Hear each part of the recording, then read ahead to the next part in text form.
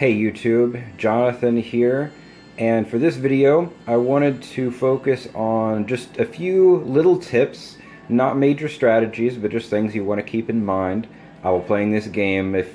If you find yourself pretty much on equal level with your typical opponents and you want just that little bit of an edge to push you forward and help you win the game, that's what I want to talk about in this video.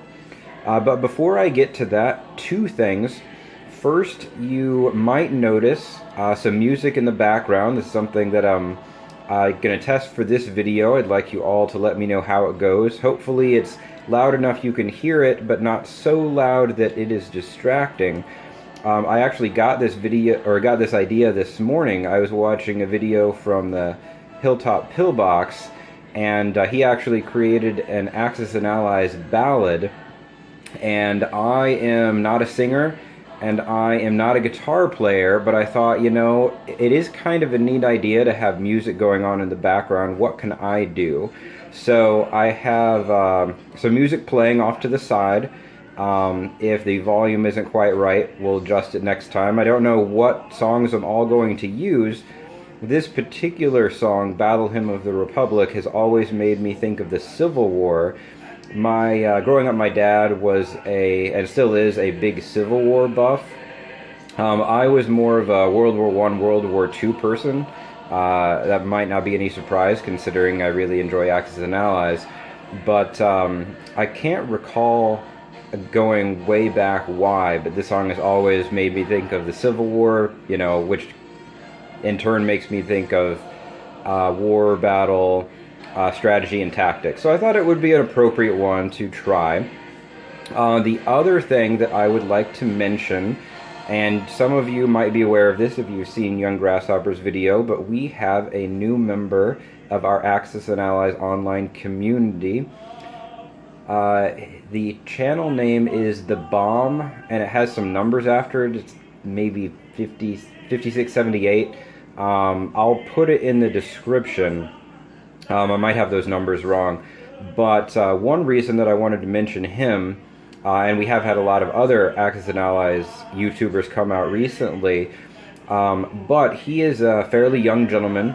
He only has a couple videos up, but he is also focusing on 1914, and up till this point, at least from what I've been able to tell, I'm the only one who has been focusing on that game, so it's exciting for me personally to see someone else come along. Very interested to see what kind of ideas he comes up with. So far, it looks like he does not use tournament rules, so I will be very interested to see, you know, different strategy ideas. And like I think we all do, and I even do this to a certain degree with my own videos, I will go back, especially for the older ones, and I'll rewatch something like a strategy that I put out there, and I'll think to myself, you know, I really like certain portions, but I think I've come up now with a better way to do those same things. So do that with my videos. I know we all do that with each other's videos. And so as I watch some of his, there are some points where I'm saying, yeah, that's an awesome move, that's a great idea, and other ones where I'm like, yeah, I don't know about that one. And that isn't anything wrong or bad. I think that's just a natural part. You know, we're all looking at each other's strategies. We're all trying to improve upon them.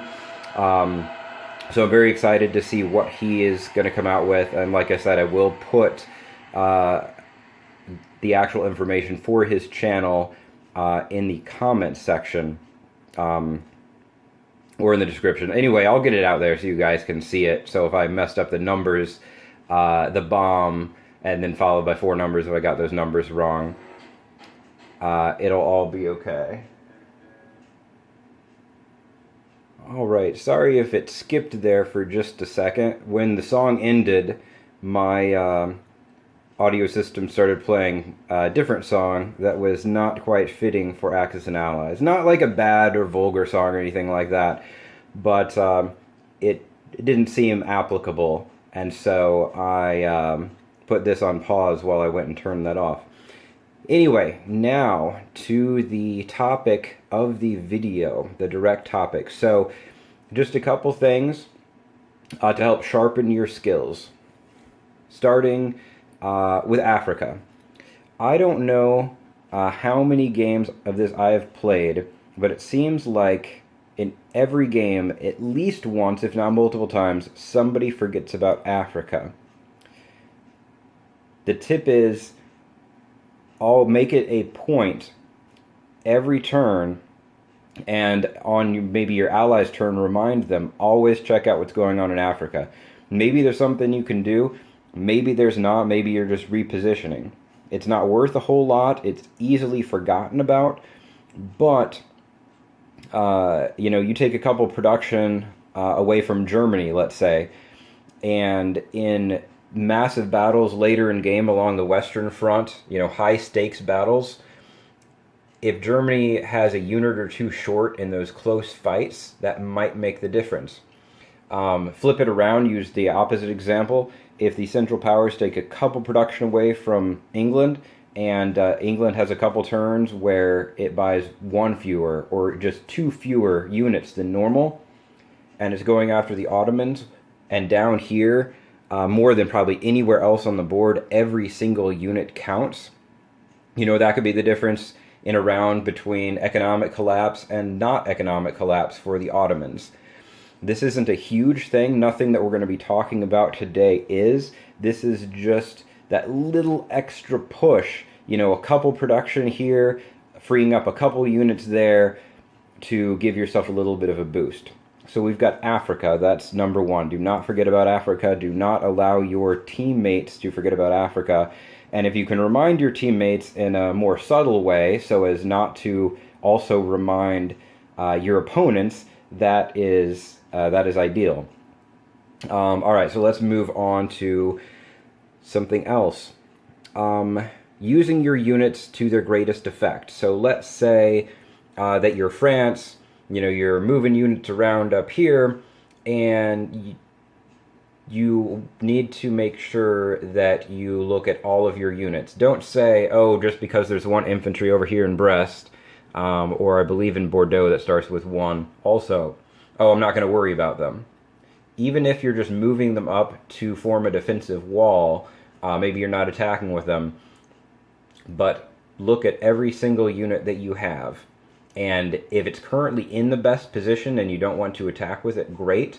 But if it's sitting somewhere that is not necessary, it's not a spot you need to defend, and there's a better use for it, move it there. That gets into a third item that I want to mention, and it is about when you want to defend certain territories. So let's say that we'll use an example. It's very unlikely this would happen in an actual game, but just because I'm looking at this part of the board, let's say that Italy does not have any units here in Venice. Well, I am the Austrians, and I'm thinking, oh my gosh, Italian territory borders my territories, I need to defend. But Italy has no units there, and they can't double move, in there, even with tournament rules. So technically, if I don't need to defend these, because Italy will move in here as long as I have something over here, and if I see Italy move here, I will go before they take their next turn, and I can then move in at that point. Until then, my units are better served somewhere else. Beating up on the Russians, or Serbia, or Albania, or, Romania, or what have you. Now, if Italy has troops in Venice, then yes, of course I need to defend. And hopefully, if I'm Austria, I'm in a position where I can attack Venice and keep the battle here, because if this falls, now Italy has to defend multiple territories. But if there are no Italian troops, or no French troops, no enemy troops here in Venice, technically, I don't even need to defend here. Now, there is a note that I want to add to that. You do need to keep in mind, in certain situations, enemy turn order. So here's a key example of it. So let's say that I am the Central Powers, I am the Austrians, I have Italy pinned down here. And I think this is Italian aligned. There are no forces here. Somebody's going to have to land here to activate those. I don't need to defend Trieste. Well, let's think about that for a second. While Italy might be pinned down, what happens? So Austria goes, some of the other countries go. France gets to go. France could land here, activate it, meaning Italy has these units on its turn. Italy could still hit Trieste. So you need to make sure, in the case of neutral territory, or neutral-leaning countries, that another ally can't sweep in, activate it, and then, like in this case with Italy, France sweeps in, activates it, then Italy has the troops. That's mainly going to be a factor for leaning neutrals. In this situation up here with Venice, that probably is not, or that definitely is not going to come into play. But keeping in mind, do you actually need to defend it? Let's see, what else do we want to talk about? At the same time, do you need to attack it? Is it necessary for Austria, we'll just keep using Austria as an example, to attack Albania? It is going to be activated. However, units tend to defend better than they attack, so which way are you going to take heavier casualties? Probably if you are the attacker, unless there is a strategic reason or it's already been activated and this is threatening you, maybe not so much. Let's see, what else? But you could always flip the table and say, well, I'm going to leave a few units here to defend. So let's say France comes and activates it. Italy says, oh, I've got these units to play around with. Oh, Austria is defending. Now, if you don't believe the Allies are going to coordinate and you don't think France is going to do that, that it won't happen until Italy lands there, and then because Italy landed there, it won't be able to use the units until turn 2, then it doesn't really matter. You don't really need to defend Trieste on turn 1. You could use your units in Serbia, let's say, on turn 2 to sweep in here and just mop up Albania and not have to worry about it. But depending on how things go, you might need to worry about Romania. But that's getting a little bit ahead of ourselves. The point that I want to make is that it's important, Africa, like I said, don't waste your units. Make sure you move everything, or make sure that you verify if it is in the correct spot already, which is fine. Maybe you don't need to move it, but make sure that it's where you want it.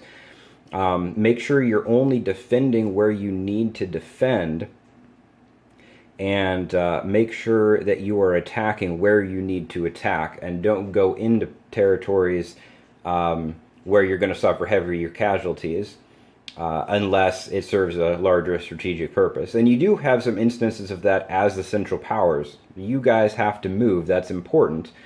You need to be aggressive, and you need to take what you can and push the Allies back on the defensive, but we also don't want to be reckless on that front. So a lot of the time I will see the Central Powers just try and grab everything, grab Denmark, grab Holland, maybe grab Switzerland. Now, if you are going after France and Italy, going after Switzerland could be a good idea, but if you're just going after it just to gain a production, probably not so much. Let's say you invade Denmark. It's going to get 4 units to defend with, all at 3s, so they're probably going to hit 2 guys on defense. Let's say you lose 2 of your cheapest units, infantry, that's 6 production that you've lost. You then get 2 production per turn from Denmark, so you have to hold it for 3 turns, assuming average rolls, hold it for 3 turns to break even, and you've diverted forces up away from your main fronts. And if you're the Central Powers especially, you really need to be rocking and rolling by, probably turn 4. You want to have Russia knocked out or very close to it. You can't sit around waiting for these couple of neutrals to pan out. Let's see, I think that's everything. As far as these little tips, and trying not to reiterate too much things that have been in some other videos, I think that's gonna do it. Let me know what you guys think. Let me know how the audio turned out. And once again, please welcome the bomb to the Axis and Allies community.